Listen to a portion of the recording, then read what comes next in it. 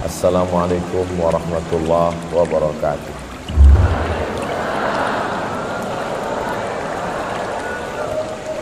Apa kabar Bapak Ibu semua, sehat?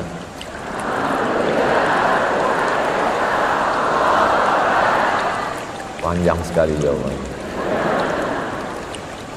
Alhamdulillahirabbil alamin. Allahumma shalli ala sayyidina Muhammad wa ala ali sayyidina Muhammad.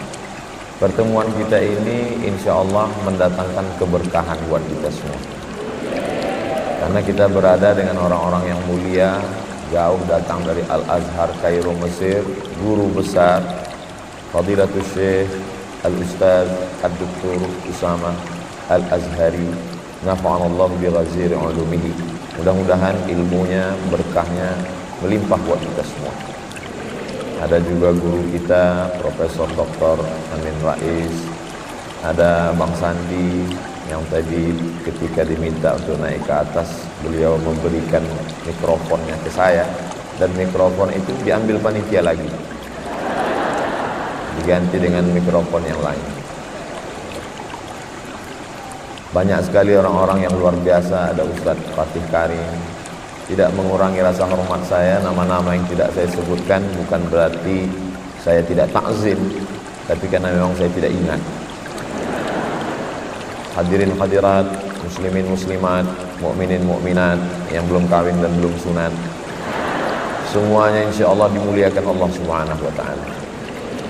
Hadir juga di sini istri saya, mertua saya, Umi, kakak saya, ada papa, ada mama, semuanya. Mereka semua ikut berbahagia. Allah itu sangat sayang dengan bangsa Indonesia. Kalau dia lihat ada orang yang terlalu putus asa, bawaannya udah mau mati, maka dia kirim salah satu hambanya untuk membahagiakan. Maulana, Maulana, Maulana. Nggak jadi bunuh diri. Kalau dia lihat ada hambanya orang Indonesia ini yang sudah terlalu bahagia dengan dunia, dikirimnya lagu, dan lagu itu ditulis ternyata di atas pemakaman Baqi Madinah. Dan setelah dinyanyikan, saya senang sekali, tidak ada yang meninggal. Padahal di tempat lain begitu selesai langsung ada beberapa mati. Ternyata rahasianya di mana?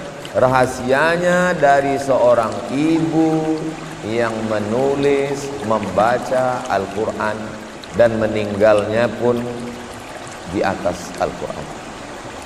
Jadi yang kita lihat selama ini, pertemuan hari ini memberikan jawaban terhadap pertanyaan-pertanyaan besar yang ada di kepala saya.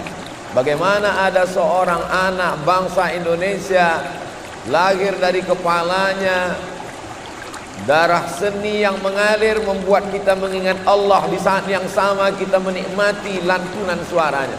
Ternyata itu dilahirkan dari seorang ibu yang cinta kepada Al-Quran. Jadi ternyata kalau ibunya cinta Quran, anaknya lahir ya begitu. Dia tidak hanya sekedar bahagia, tapi bisa membahagiakan orang lain.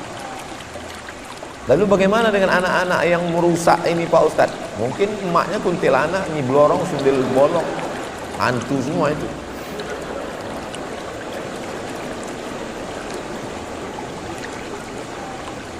Putri Indonesia, artinya kalau putri Indonesia kan orang yang paling cantik si Indonesia. Masuk Islam, setelah masuk Islam apa yang terjadi? Suami meninggal dunia. Apa selanjutnya? Masuk penjara. Apa yang selanjutnya? Terhinakan. Apa selanjutnya? Merasa tidak berbakti kepada orang tua. Orang tua merasa, apa salahku sebagai orang tua sehingga kamu mempermalukan seperti ini? Di mana letak rahasia kekuatannya? Kenapa begitu kuat? Selama ini saya termasuk yang penasaran, apa yang membuat kuat? Hari ini saya mendapatkan jawabannya. Ternyata kekuatannya ada pada Al-Qur'an. Wa nunazzilu minal Qur'an. Kami turunkan Al-Quran ini ma huwa syifa. Al-Quran ini adalah syifa. Allah tidak mengatakan dawa. Dawa itu obat, tapi belum tentu menyembuhkan. Berapa banyak obat dari penyakit, Si anu meninggal kenapa? Kebanyakan makan obat Pak Ustaz, mati. Tapi ini dipilih Allah satu kata syifa, penyembuh. Ternyata jawabannya ada pada Al-Quran. Apa yang terjadi dengan bangsa Indonesia hari ini? Percaya tidak percaya, bisa tulis di handphone. Tulis saja di Google itu buta huruf Al-Quran Indonesia, buta huruf Al-Quran di Indonesia, buta huruf Al-Quran di Indonesia. Oh, kok nggak muncul? Buta huruf Al-Quran di Indonesia.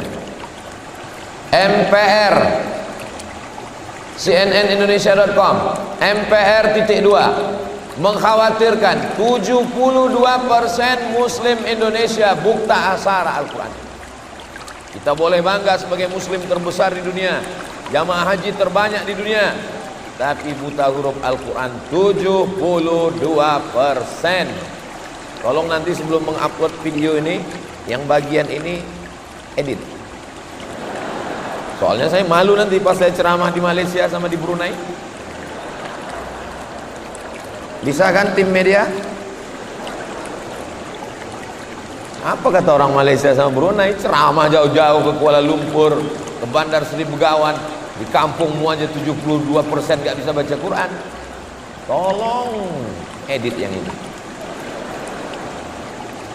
Masa ngedit itu aja gak bisa? Di negeri ini semua bisa diedit.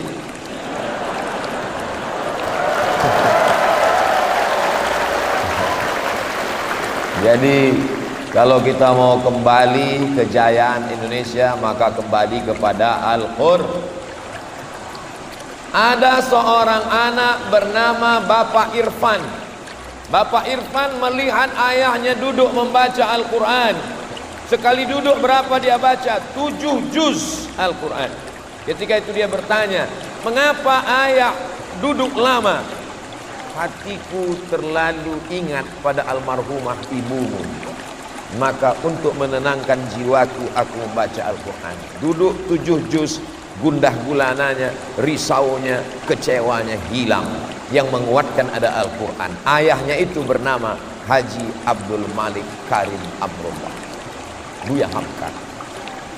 Alhamdulillah Pak Ustadz, suami saya pun setiap saya dekati dia sedang pegang handphone, tapi Quran digital. Setiap saya dekat, Quran digital. Begitu saya menjauh, game online. Apa sebenarnya yang terjadi? Mata bisa dibuat istirahat. Bagaimana cara mengistirahatkan mata? Pejamkan mata, insya Allah mata istirahat. Telinga bisa dibuat istirahat. Bagaimana mengistirahatkan telinga?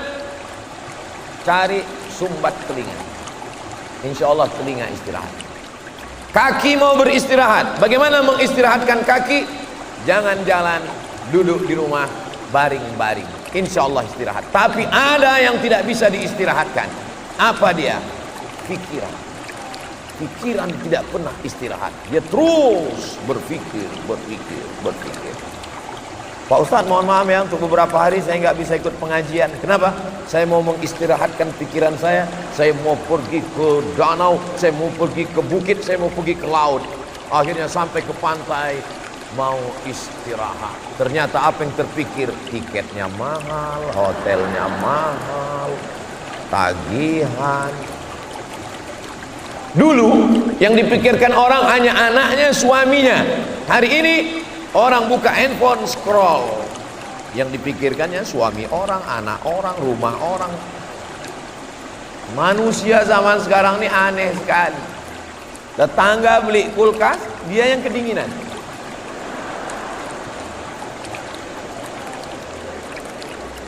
Teman yang renovasi rumah, dia yang masuk ICU. Maka pikiran inilah yang paling mengganggu manusia. Betul tidak Bapak Ibu? Banyak sekali yang mengaku. Jadi sebenarnya bagaimana cara mengistirahatkan pikiran? Alhamdulillah Pak Ustadz, saya sudah berhasil mengistirahatkan pikiran saya. Dengan apa? Saya pergi kemarin ketemu psikolog, psikiater, akhirnya dia kasih saya obat. Tenang. Alhamdulillah masalah saya hilang Pak Ustaz. Kok bisa hilang masalah? Dia kasih tahu ini dimakan pagi, ini dimakan siang, ini dimakan malam, ini makan sebelum makan, ini makan setelah makan, ini makan setengah, ini makan seperempat. Bertambah beban saya Pak Ustaz.